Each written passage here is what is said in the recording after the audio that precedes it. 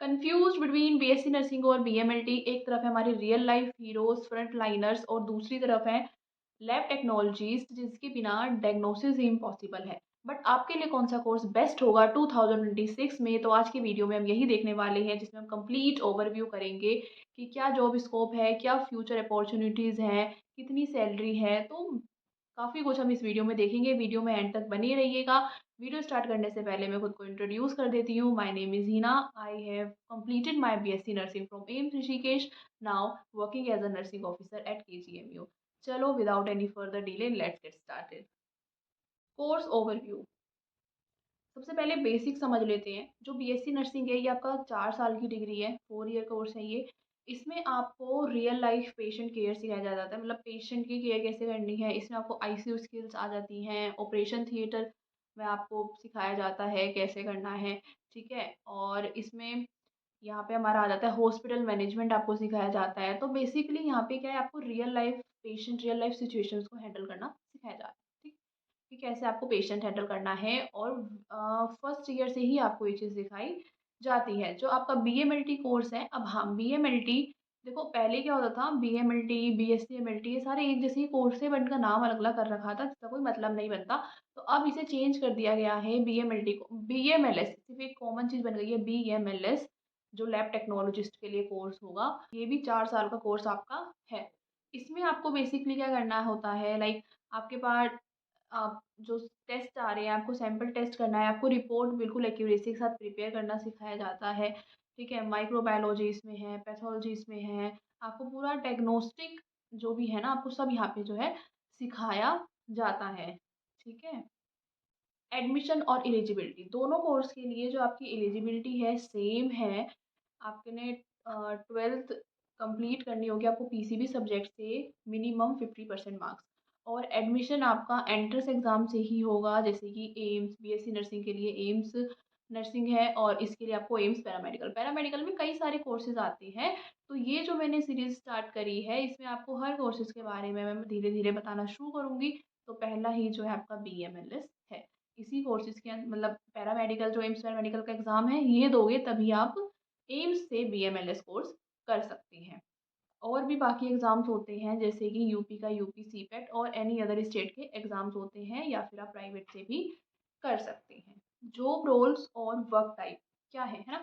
BSc nursing में जैसे आप जा रहे हो, आपका एडमिशन हुआ है, तो जो नर्सिंग स्टूडेंट्स होंगे उनको फर्स्ट ईयर से ही हॉस्पिटल में ड्यूटी लगना शुरू हो जाती है। वहाँ पे आपको मेडिकेशन देना, बेसिक पेशेंट केयर जो है, फिर धीरे-धीरे आप आगे-आगे बढ़ोगे, नेक्स्ट नेक्स्ट ईयर में जाओगे तो आपको गायनी वार्ड में आपको डिलीवरी, ऑब्स गायनी में आपको डिलीवरी करना, सारी जो प्रेग्नेंट लेडीज़ हैं उन्हें मैनेज करना, ओके। और आपको आईसीयू में पोस्टिंग लगती है, आपकी आईसीयू स्किल्स आप सीखते हो, ऑपरेशन थिएटर में जाते हो, ओटी, ठीक है। वहाँ पे आप देखते हो कि कैसे स्क्रब नर्स बनना होता है, कैसे असिस्ट करना होता है डॉक्टर्स को। तो बेसिकली आपका ये सारा रोल नर्सिंग में रहता है।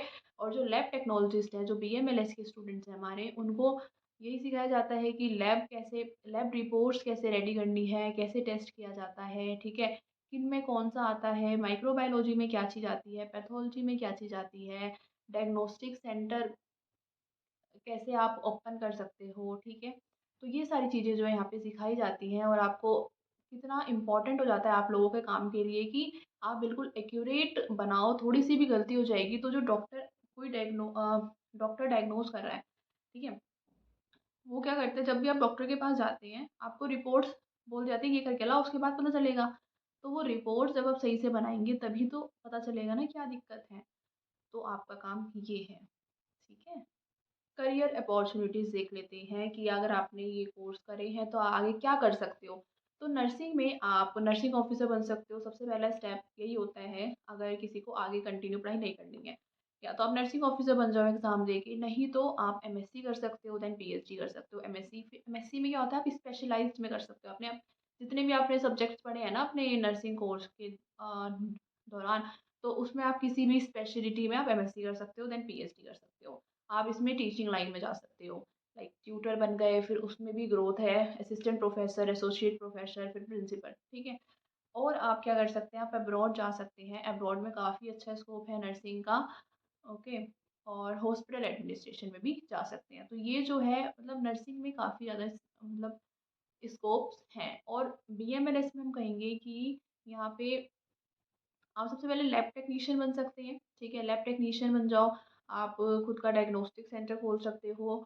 और किसी अब इसमें देखो एकदम से आप जाके पैथोलॉजी लैब इंचार्ज या कहीं का इंचार्ज बन रहे हो, तो वो एकदम से तो बन नहीं सकते, आपके पास जब एक्सपीरियंस होगा तभी ऐसी ऐसी बन सकते हो ना, आप एकदम तो बन नहीं सकते।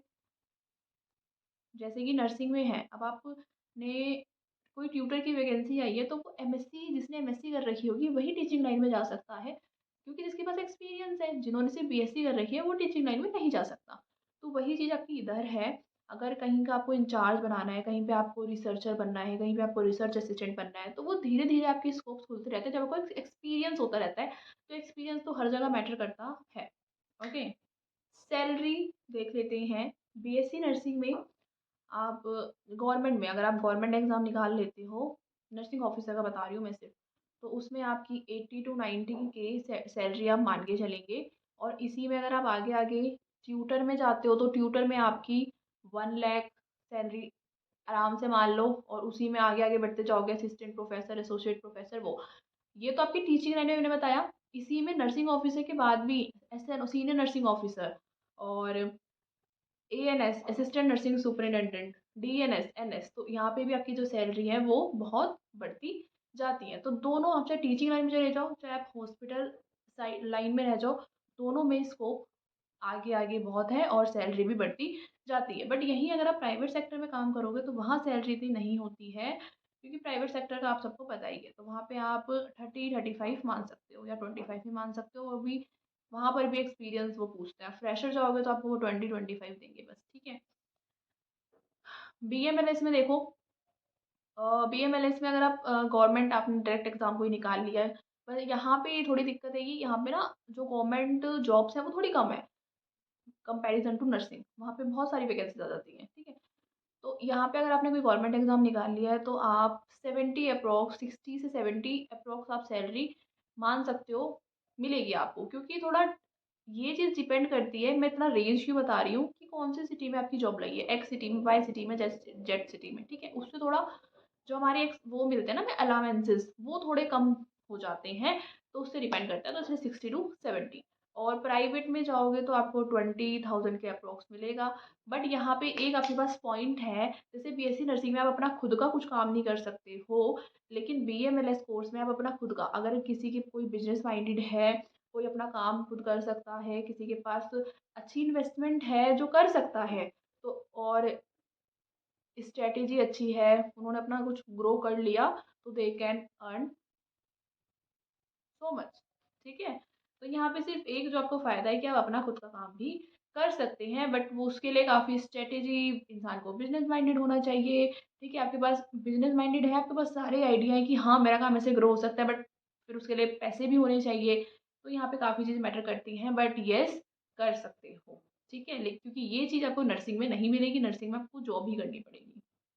ग्रोथ एंड स्टेबिलिटी, देखो दोनों फील्ड्स में ग्रोथ है, ऐसा नहीं है कि किसी एक में है किसी एक में नहीं है, दोनों फील्ड्स में ग्रोथ है ना। बट अलग टाइप से, लाइक नर्सिंग में आपके पास यहाँ पे क्या है, जो गवर्नमेंट जॉब्स है ना वो थोड़ी ज़्यादा है, और यहाँ पे थोड़ी स्टेबिलिटी हम कह सकते हैं थोड़ी ज़्यादा है।